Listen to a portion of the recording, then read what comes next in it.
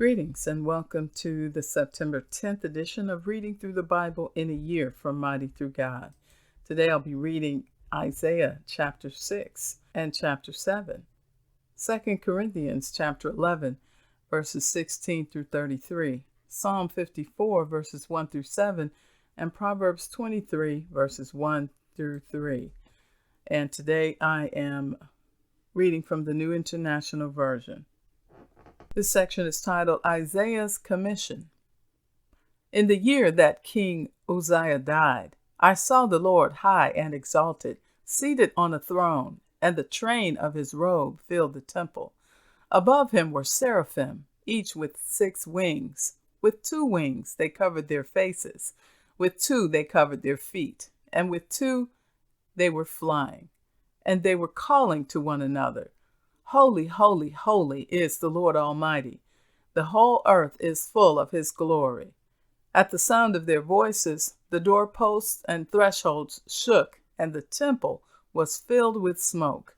Woe to me, I cried. I am ruined, for I am a man of unclean lips, and I live among a people of unclean lips. And my eyes have seen the King, the Lord Almighty. Then one of the seraphim flew to me, with a live coal in his hand, which he had taken with tongs from the altar. With it he touched my mouth and said, See, this has touched your lips. Your guilt is taken away, and your sin atoned for. Then I heard the voice of the Lord saying, Whom shall I send, and who will go for us?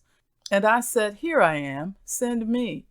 He said, Go and tell this people, Be ever hearing, but never understanding. Be ever seeing, but never perceiving.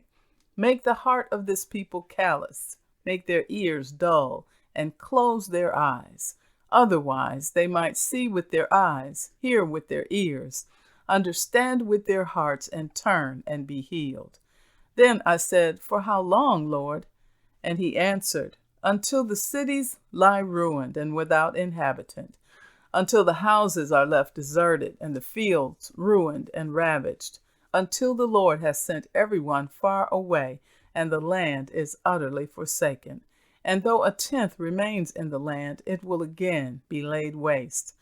But as the terebinth and oak leave stumps when they are cut down, so the holy seed will be the stump in the land.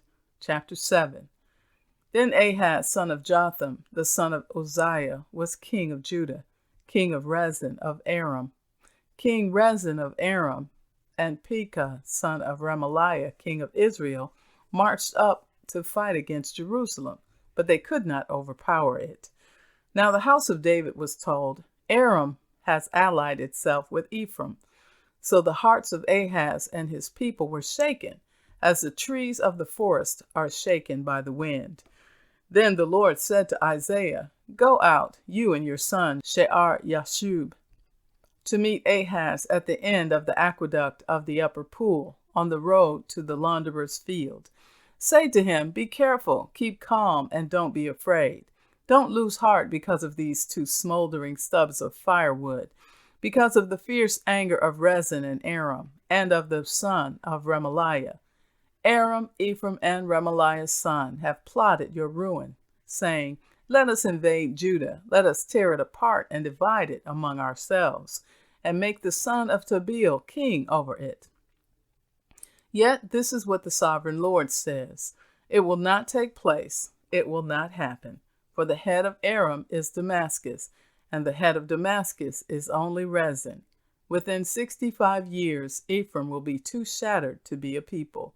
The head of Ephraim is Samaria, and the head of Samaria is only Remaliah's son.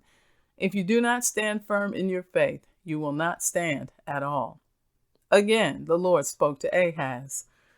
Ask the Lord your God for a sign, whether in the deepest depths or in the highest heights. But Ahaz said, I will not ask. I will not put the Lord to the test. Then Isaiah said, Hear now, you house of David. Is it not enough to try the patience of humans? Will you try the patience of my God also? Therefore the Lord himself will give you a sign. The virgin will conceive and give birth to a son, and will call him Emmanuel. He will be eating curds and honey when he knows enough to reject the wrong and choose the right. For before the boy knows enough to reject the wrong and choose the right, the land of the two kings you dread will be laid waste. The Lord will bring on you and on your people and on the house of your father a time unlike any since Ephraim broke away from Judah. He will bring the king of Assyria. In that day, the Lord will whistle for flies from the Nile Delta in Egypt and for bees from the land of Assyria. They will all come and settle in the steep ravines and in the crevices in the rocks, on all the thorn bushes and all the water holes. In that day, the Lord will use a razor hired from beyond the Euphrates River, the king of Assyria, to shave your head and private parts, and to cut off your beard also. In that day, a person will keep alive a young cow and 2 goats, and because of the abundance of the milk they give, there will be curds to eat. All who remain in the land will eat curds and honey. In that day, in every place where there were 1,000 vines worth 1,000 silver shekels, there will be only briars and thorns. Hunters will go there with bow and arrow, for the land will be covered with briars and thorns. As for all the hills once cultivated by the hoe, you will no longer go there for fear of the briars and thorns. They will become places where cattle are turned loose and where sheep run. 2 Corinthians chapter 11, beginning with verse 16. Paul boasts about his sufferings. I repeat, let no one take me for a fool, but if you do, then tolerate me just as you would a fool, so that I may do a little boasting. In this self-confident boasting, I am not talking as the Lord would, but as a fool. Since many are boasting in the way the world does, I too will boast. You gladly put up with fools, since you are so wise. In fact, you even put up with anyone who enslaves you, or exploits you, or takes advantage of you, or puts on airs, or slaps you in the face. To my shame, I admit that we were too weak for that. Whatever anyone else dares to boast about, I am speaking as a fool. I also dare to boast about. Are they Hebrews? So am I. Are they Israelites? So am I. Are they Abraham's descendants? So am I. Are they servants of Christ? I am out of my mind to talk like this. I am more. I have worked much harder, been in prison more frequently, been flogged more severely, and been exposed to death again and again. 5 times I received from the Jews the 40 lashes minus 1. 3 times I was beaten with rods. Once I was pelted with stones. 3 times I was shipwrecked. I spent a night and a day in the open sea. I have been constantly on the move. I have been in danger from rivers, in danger from bandits, in danger from my fellow Jews, in danger from Gentiles, in danger in the city, in danger in the country, in danger at sea, and in danger from false believers. I have labored and toiled, and have often gone without sleep. I have known hunger and thirst, and have often gone without food. I have been cold and naked. Besides everything else, I face daily the pressure of my concern for all the churches. Who is weak, and I do not feel weak? Who is led into sin, and I do not inwardly burn? If I must boast, I will boast of the things that show my weakness.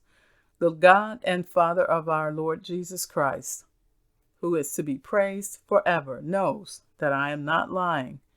In Damascus, the governor under King Aretas had the city of the Damascenes guarded in order to arrest me.